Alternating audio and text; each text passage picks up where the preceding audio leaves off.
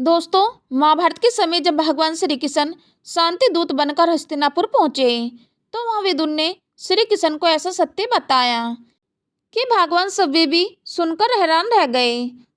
तो दोस्तों, इस रहस्य और अनोखे घटनाक्रम को जानने के लिए वीडियो को अंत तक जरूर देखें। चलिए वीडियो को शुरू करते हैं। महाभारत का युद्ध शुरू होने वाला था। कुरुक्षेत्र की धरती पर युद्ध की तैयारी चल रही थी, लेकिन धर्मराज युधिष्ठिर ने भगवान श्री कृष्ण से कहा, हे केशव, यदि दुर्योधन हमें केवल 5 गांव ही दे दे तो हम युद्ध नहीं करेंगे। पांडव युद्ध नहीं चाहते थे, वे केवल न्याय चाहते थे।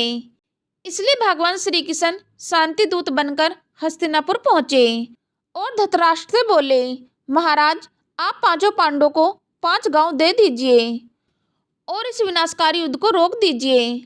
लेकिन धृतराष्ट्र मौन रहे। तभी दुर्योधन अपने अहंकार में बोला, माधव, आप लंबी यात्रा से थक गए होंगे और रात भी हो गई है। चलिए हमारे साथ भोजन कीजिए और हमारे कक्ष में विश्राम कीजिए और अपनी बातें कल राजसभा में रखिए। दुर्योधन का अहंकार देखकर श्री कृष्ण ने उसके महल में रुकने से इनकार कर दिया और सीधे विदुर जी के घर चले गए। विदुर जी ने बड़े प्रेम से उनका स्वागत किया।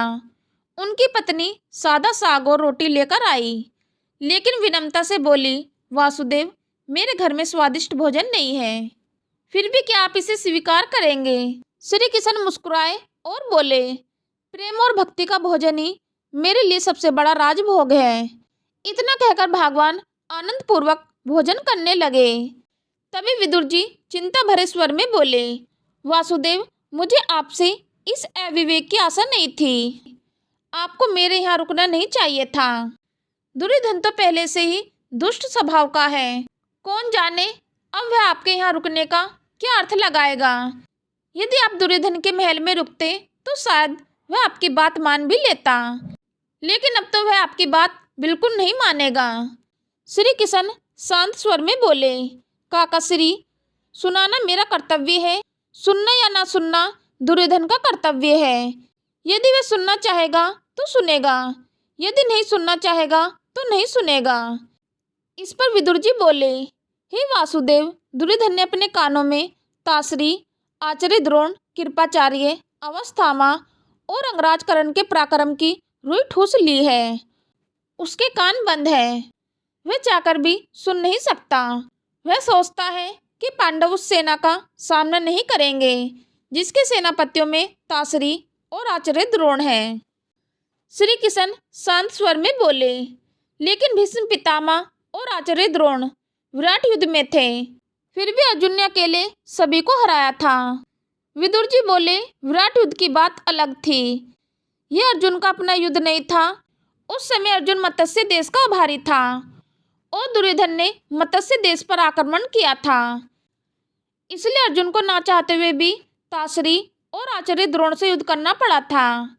इस पर श्री कृष्ण बोले, काका श्री, पांडव यह जानते हैं कि अगर युद्ध हुआ तो उसे गंगा पुत्र भीष्म और आचार्य द्रोण के विरुद्ध भी शस्त्र उठाने पड़ेंगे।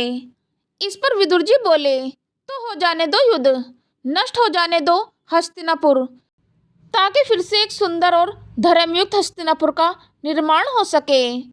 वासुदेव, आपसे मेरी विनती है कि आप महाराजा के सामने प्रस्ताव न रखें, क्योंकि महाराजा वही करेंगे जो दुर्योधन कहेगा। मैंने सबको समझाने की पूरी कोशिश की, लेकिन हर बार मुझे अपमानित होना पड़ा। इतना कहकर विदुर वहां से चले गए। दोस्तों, अब आपके लिए एक सवाल है। अगर दुर्योधन ने अपने अहंकार को त्याग कर पांडवों को 5 गांव दे दिए होते तो महाभारत का युद्ध टल सकता था। अपना जवाब हमें कमेंट बॉक्स में जरूर बताएं। अगर आप हमारे चैनल पर नए हो तो अभी हमारे चैनल को सब्सक्राइब करें और वीडियो को लाइक शेयर करना ना भूलें। जय श्री कृष्णा, राधे राधे।